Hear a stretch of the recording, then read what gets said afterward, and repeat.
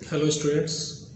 आज बीएसटी का first chapter का मैं नोट्स को समझाने जा रहा हूँ, जो क्लास में मैंने लिखाया था छुट्टी से पहले, और कुछ क्वेश्चंस को बाद में लिखाए हैं और आप लोगों को फेयर के लिए हम लोग भेज दिए थे व्हाट्सएप से। तो मैं उन पॉइंटों का डिस्कशन करने वाला हूँ। पहला क्वेश्चन जैसे हम लोग जो करने वाले हैं वो बीएसटी है, बिजनेस स्टडीज़, चैप्टर 1। चैप्टर का नाम है nature and scope of management, significance of management. CBSE में भी यही नाम है। और जहाँ तक देखा जाए कि हिंदी में इसको बोलते हैं प्रबंध की प्रकृति एवं महत्व। तो सबसे पहला क्वेश्चन उठता है कि व्हाट इज मैनेजमेंट, प्रबंध किसे कहते हैं। तो अगर इंग्लिश में लिखवाए होंगे तो ये लिखवाए होंगे it is an art of getting work done from others.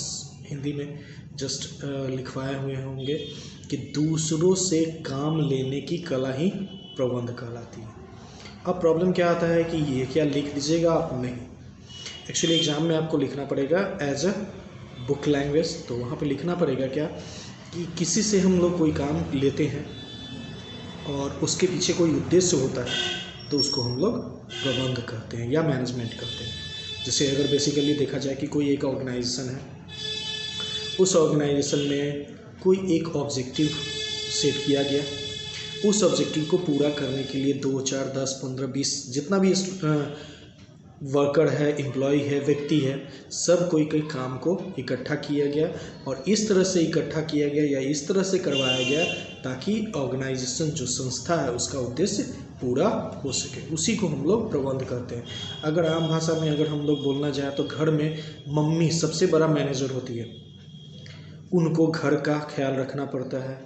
आप लोगों का ख्याल मतलब जितने बाल बच्चे हैं उनका ख्याल रखना पड़ता है, उनके हस्बैंड का ख्याल रखना पड़ता है, उनके हस्बैंड के फैमिली का ख्याल रखना पड़ता है, अपने फैमिली का ख्याल रखना पड़ता है। मतलब इन सभी को पूरा वो एक तरह से मैनेज करके चलती है। मतलब सीधा सा चीज़ बोले तो उनका ऑब्जेक्टिव है कि हर एक फैमिली में, मतलब दोनों फैमिली में तालमेल रहे, दोनों ग्रोथ करे, दोनों सक्सेस सफलता की ऊंचाइयों को छूए। एक ऐसा संस्था, कोई भी संस्था क्या होता है कि वो भी यही चाहता है कि अपने आप को स्टेबल रखे, ग्रो करे, प्रॉफिट करे। तो उसके लिए जो उद्देश्य पूरा किया जाता है या उद्देश्य सेट किया जाता है, उद्देश्य जो फिक्स किया जाता है, उसको दूसरे व्यक्तियों के द्वारा, अपने एम्प्लॉय के द्वारा, अपने कर्मचारियों के द्वारा उस उद्देश्य को पूरा करने के लिए छोटे छोटे भागों में काम कराती है और वो सारे काम को इस तरह से किया जाए या इस तरह से करवाया जाए ताकि जो संस्था है उसका उद्देश्य पूरा हो सके। तो इस क्रिया को, इस प्रक्रिया को हम लोग प्रबंध या मैनेजमेंट कहते हैं। फिर दूसरा क्वेश्चन आता है कि ठीक है, मैनेजमेंट तो समझ में आ गया, मैनेजमेंट की प्रकृति क्या होती है, means what is the characteristics of management. तो पहला कैरेक्टरिस्टिक्स आता है गोल ओरिएंटेड। क्यों? अभी हम लोग बात कर रहे थे ना, उद्देश्य रहेगा तब एम्प्लॉय सबसे काम करवाएंगे या व्यक्तियों से काम करवाएंगे ताकि उद्देश्य पूरा हो सके। मतलब पहला अगर पॉइंट हम लोग देखें तो गोल ओरिएंटेड मतलब उद्देश्य प्रधान प्रक्रिया। अगर ऑर्गेनाइजेशन होगा, संस्था होगा तो उसका कोई ना कोई उद्देश्य होगा। अगर उद्देश्य है तो उसे पूरा करने के लिए व्यक्तियों को की ज़रूरत होती है, मतलब इंडिविजुअल्स की ज़रूरत होती है। मीन्स जैसे ही हम लोग बोले कि मैनेजमेंट का पहला प्रकृति क्या होना चाहिए, what are the first characteristics of management, तो मैनेजमेंट का पहला कैरेक्टरिस्टिक्स होगा गोल ओरिएंटेड। गोल ओरिएंटेड का मतलब है उद्देश्य प्रधान प्रक्रिया। उद्देश्य होगा, मैनेजमेंट होगा। ठीक, दूसरा पॉइंट के बारे में बात करते हैं। दूसरा पॉइंट है जो मैंने लिखवाया है group activity. Group activity means अभी जस्ट हम लोग डेफिनेशन में ही देखें, बहुत सारे व्यक्ति मिलकर, बहुत सारे कर्मचारी मिलके व्यवसाय का उद्देश्य पूरा करते हैं। इसका मतलब क्या है कि अकेला मैनेजमेंट के लिए कोई इम्पोर्टेंस नहीं रखता है। 2, 4, 5, 10 मतलब एक से ज़्यादा होना चाहिए व्यक्ति और वो सभी व्यक्ति मिलके काम करना चाहिए ताकि व्यवसाय को आगे बढ़ाया जा सके। इसीलिए इसको ग्रुप एक्टिविटी भी कहा जाता है। तीसरा पॉइंट जो है कंटिन्यूअस प्रोसेस। अच्छा, अब एक छोटा सा बात करते हैं। जैसे आपका एक ऑब्जेक्टिव पूरा हो जाता है तो इसके बाद दूसरा ऑब्जेक्टिव, तीसरा ऑब्जेक्टिव। जैसे हम लोग छोटा सा एक बात एग्जांपल लेते हैं कि जैसे डिमांड, जैसे मान लो एक स्टूडेंट है, पैदल अगर कोचिंग जा रहा हो तो उसको क्या लगता है, अरे यार साइकिल हो जाता है। साइकिल जब मिल जाता है तो अरे यार पैर दर्द करता है, मोटरसाइकिल हो जाता है। फिर मोटरसाइकिल से ऊपर अगर सोचा जाए तो कार हो जाए, कुछ भी। तो एक तरह से एक एक ऑब्जेक्टिव पूरा होते ही अगला ऑब्जेक्टिव अराइज होने लगा है। इसका मतलब है कि अगर संस्था में भी देखा जाए तो पहले एक ब्रांच, फिर दूसरा ब्रांच, फिर तीसरा ब्रांच, छोटा सा बिजनेस, फिर बड़ा बिजनेस, फिर उससे बड़ा बिजनेस।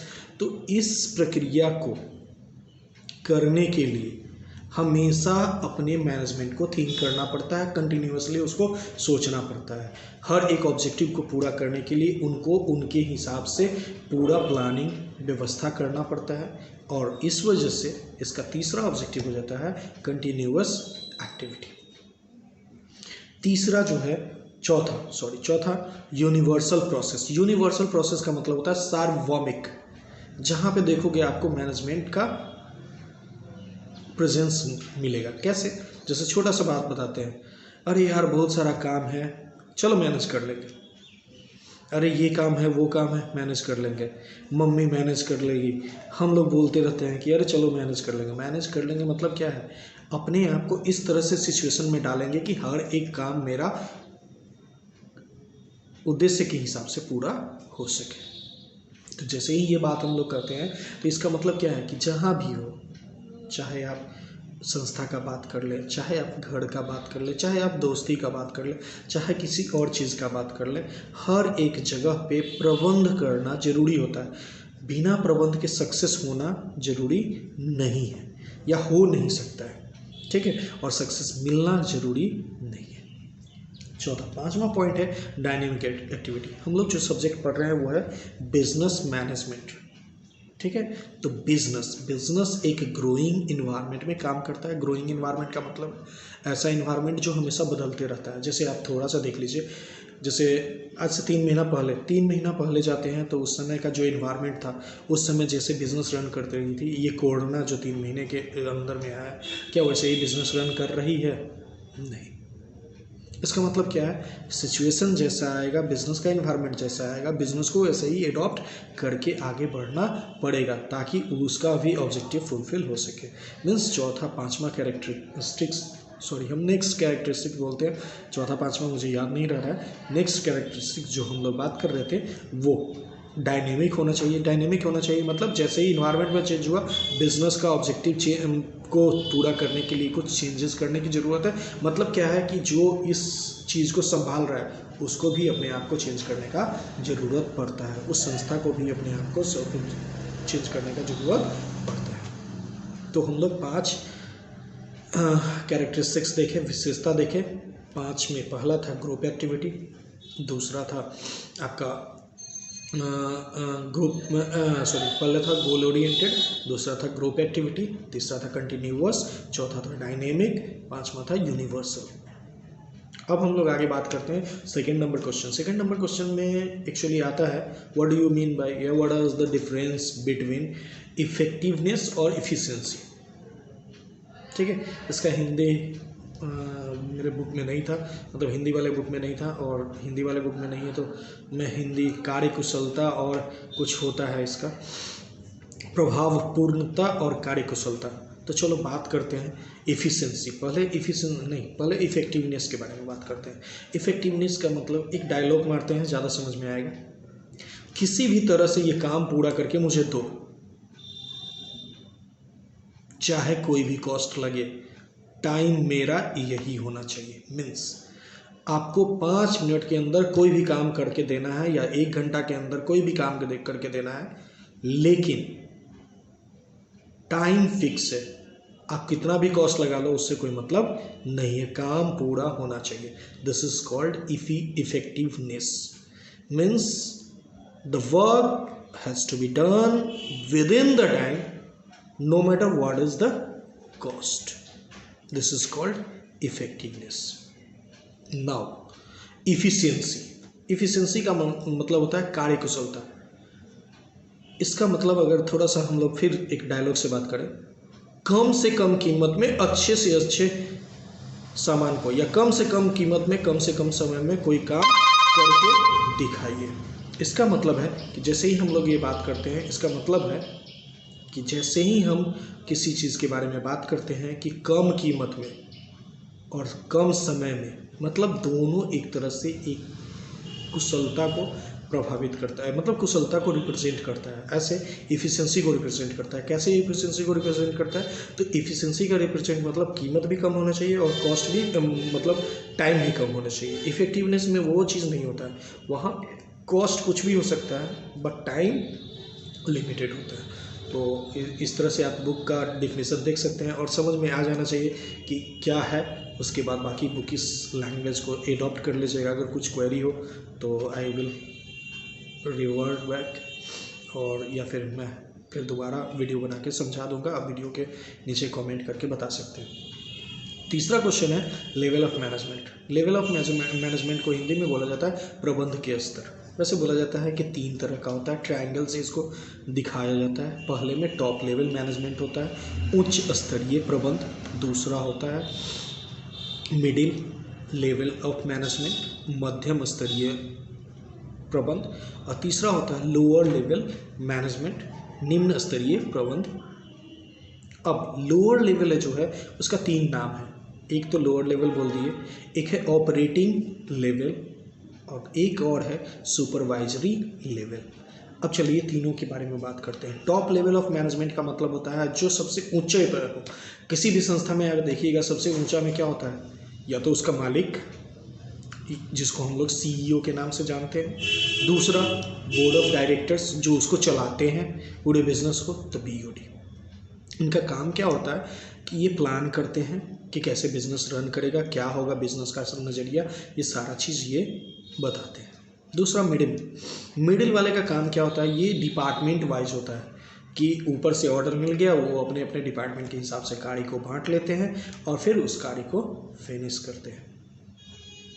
अब ये खुद क्या फिनिश करते हैं? तो नहीं, ये एक्चुअली क्या करते हैं, ऊपर से मिला हुआ काम को नीचे वाले को समझा के उनके ऊपर ट्रांसफ़र कर देते हैं और मैनेज करते रहते हैं कि सारा काम सही से हो रहा है कि नहीं हो रहा है। अब लोअर लेवल ऑफ मैनेजमेंट में जो सबसे टॉप में होता है वो होता है सुपरवाइजर लोग। तो वो लोग क्या करता है कि वर्कर को काम करके दिखाता है, काम समझाता है और या फिर उनको ट्रेनिंग देकर बोलता है कि आप इस काम को ऐसे करो, और समय समय पे वो विजिट करते रहता है ताकि काम सही से हो रहा है या नहीं। मिडिल लेवल का जो मैनेजमेंट है वो भी देखते रहता है कि जो काम ऊपर से जो प्लान दिया गया है, जिस तरह से बोला गया है, क्या उस तरह से काम हो रहा है कि नहीं, मतलब रीचेकिंग का काम। पहला रीचेकिंग सुपरवाइजर करता है, दूसरा रीचेकिंग मिडिल स्तर का, और तीसरा फिर से रीचेकिंग होता है जिसको हम लोग कंट्रोल करते हैं। कंट्रोल कौन करता है? तो टॉप लेवल ऑफ मैनेजमेंट करता है। वो फिर से रीचेक करता है, और वो कब रीचेक करता है? जब फाइनली गुड्स जो है या फाइनली जो फंक्शन है वो ख़त्म हो जाता है, तब कि ऑर्गेनाइजेशन का जो प्लान हुआ था वो सक्सेस हुआ नहीं हुआ, इस पर रिव्यू लेना उनका काम। ठीक है, तो तीनों हम लोग डिस्कस कर लिए, तीनों क्वेश्चन। आई होप अगर समझ में आया तो अच्छी बात है, नहीं समझ में आया तो अगर कुछ क्लैरिफिकेशन चाहिए होगा तो आप बता दीजिएगा नीचे कमेंट करके। हम अगले वीडियो में कोशिश करेंगे कि उसको फर्दर ठीक कर पाए। आवाज़ मेरे ख्याल से ठीक ठाक आना चाहिए, और बाकी क्या बोले, ठीक है, बस इतना ही काफ़ी है। आप लोग थोड़ा सा देख लीजिएगा, फेयर से चेक कर लीजिएगा, और अगर कोई नए जो मेरे स्टूडेंट नहीं है वो अगर वीडियो देख रहे हैं तो कोई दिक्कत नहीं है, आप लोग बुक लीजिएगा, बुक के साथ मिलाइएगा और बुक एक बार पढ़ लीजिएगा, फिर वीडियो देख लीजिएगा, या वीडियो देख लीजिएगा फिर बुक देख लीजिएगा, समझ में आ जाएगा। और बहुत ज़्यादा अच्छे तरह से जानना हो या फिर अच्छा लग रहा है तो छुट्टी ख़त्म होते एक बार हमसे मिल सकते हैं एडमिशन के लिए या राय विचार के लिए। कहीं पे आप लोग कोचिंग करते हो कोई दिक्कत नहीं है, मैं वीडियो बनाता रहूँगा, आप लोग देखते रहना, थोड़ा बहुत समझ में आते रहेगा। ठीक है, चलिए बाय।